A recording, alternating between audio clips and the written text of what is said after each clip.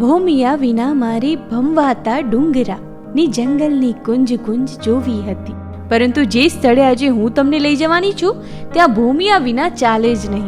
અને એ જગ્યા છે આબુ રોડ નજીક આવેલ ઋષિકેશના આ જંગલો અને પહાડોને પાર કરીને ગુફામાં આવેલ જલંધર મહાદેવનું મંદિર.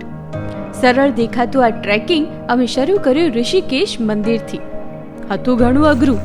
ઝાડી, ઝાંખરા, કાંટા, બાવળ, અવનવા વનસ્પતિ ઝાડથી ઘેરાયેલ આ જંગલ લાગતું હતું ઘણું રમણીય.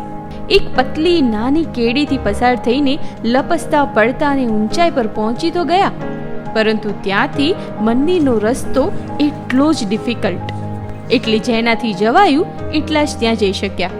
અહીં ટોચ ઉપર પહોંચીને આપણે એક ક્ષણ માટે તો બધું જ ભૂલી જઈએ, જાણે બધી વાતો, ચિંતા નીચે છેક તળેટીમાં ના હોય, અને આપણે સર્વસ્વથી દૂર ટોચ ઉપર. જ્યારે પાછા ફરવાનું થયું ત્યારે ઘણીવાર પડ્યા, લપસ્યા અને રસ્તામાં સ્વેટર ટ્રેક ઉપર ભંટ્યા ચોટ્યા. પરંતુ આટલું બધું થવા છતાં પણ અમારી લાઈફનો એક અદ્ભુત ટ્રેક હતો. જો તમે ક્યારે આ જગ્યાએ જાઓ અથવા તો પહોંચો તો ગાઈડ અથવા તો સિક્યોરિટી વિના જતા નહીં, કેમ કે જેટલું સરળ દેખાય છે એટલું સરળ છે નહીં. પાલનપુરની નજીક આવા જ ઘણા સ્થળો છે જેની માહિતી હું તમને આપતી રહીશ. જોડાયેલા રહો મારી સાથે.